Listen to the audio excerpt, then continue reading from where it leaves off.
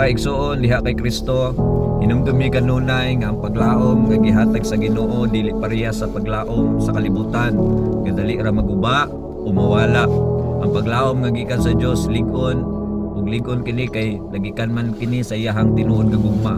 Ingon pa sa Romans chapter 5 verse 5, and this hope will not lead us disappointment, for we know how dearly God loves us, because He has given us the Holy Spirit to fill our hearts with His love. Busa bisan pa ug usahay maluya ta, masakitan ta, o maglibog ang tunguna-una, andun na kita'y timaan nga dili ta niya biyaan.